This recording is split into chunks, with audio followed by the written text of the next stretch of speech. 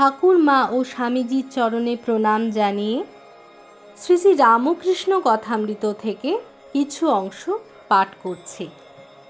নরেন্দ্র ও তাহার বন্ধুগণ পঞ্চবটীর চাতাল হইতে অবতরণ করিলেন ও ঠাকুরের কাছে আসিয়া দাঁড়াইলেন। ঠাকুর দক্ষিণাস্য হইয়া নিজের ঘরের দিকে তাহাদের সহিত কথা কহিতে কহিতে আসিতেছেন।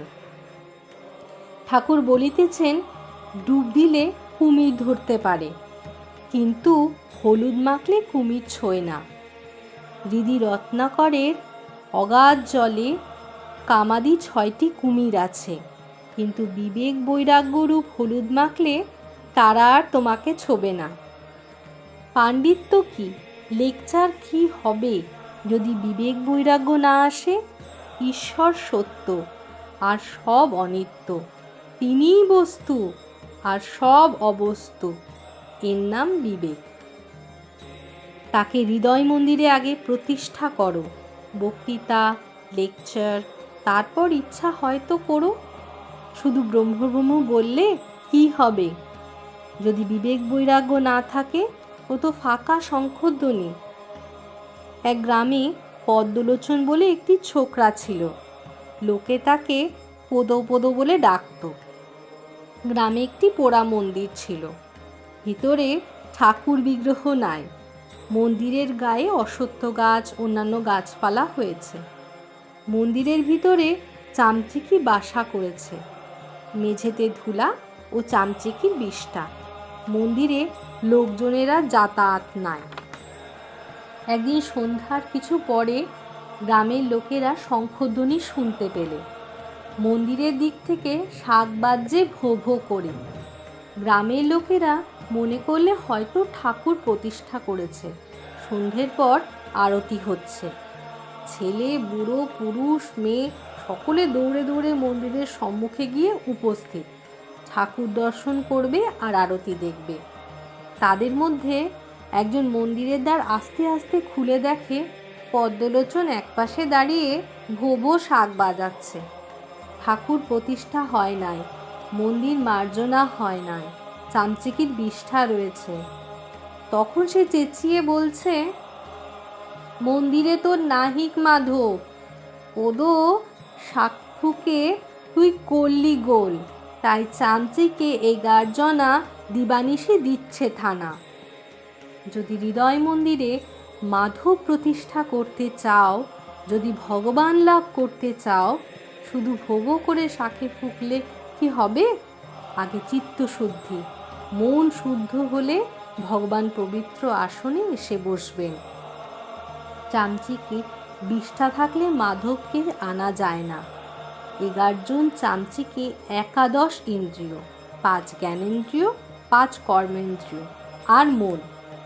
আগে মাধব প্রতিষ্ঠা, তারপর ইচ্ছা হয় বক্তৃতা, লেকচার দিও। আগে ডুব দাও, ডুব দিয়ে রত্ন তোলো, তারপর অন্য কাজ। কেউ ডুব দিতে চায় না। সাধন নাই, ভজন নাই, বিবেক বৈরাগ্য নাই। 2-4টে কথা শিখেই অমনি লেকচার।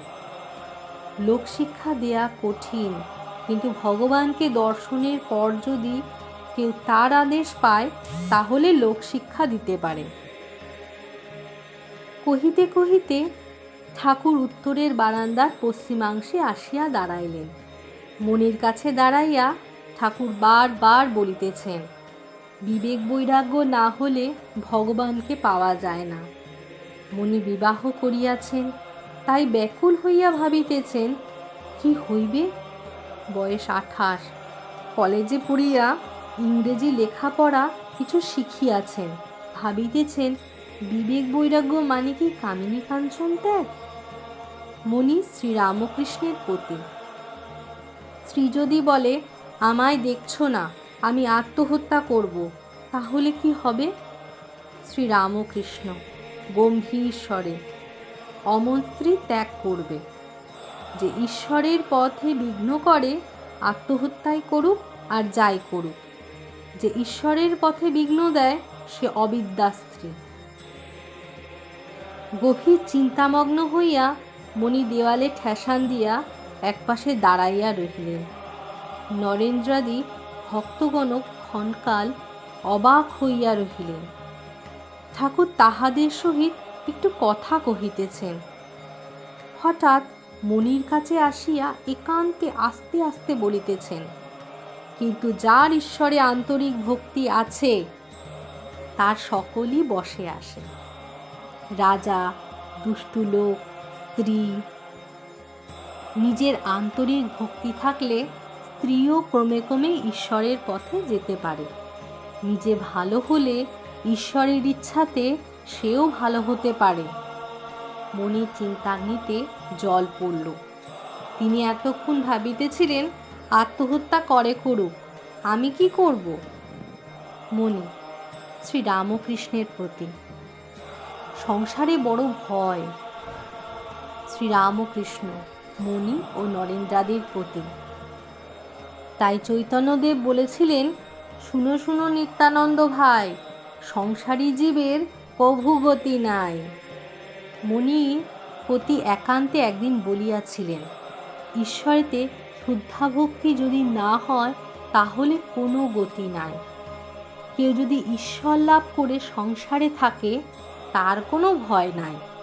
নির্জনে মাঝে মাঝে সাধন করে কেউ যদি শ্রদ্ধাভক্তি লাভ করতে পারে, সংসারে থাকলে তার কোনো ভয় নাই। চৈতন্যদেবের সংসারী ভক্তও ছিল। তারা সংসারে নামমাত্র থাকত, অনাসক্ত হয়ে থাকত। ঠাকুরের ভোগারতি হইয়া গেল। অমনি নহবৎ বাজিতে লাগিল। এইবার তাহারা বিশ্রাম করিবেন। ঠাকুর শ্রীরামকৃষ্ণ আহারে বসিলেন। নরেন্দ্রাদি ভক্তগণ আজও ঠাকুরের প্রসাদ পাইবেন।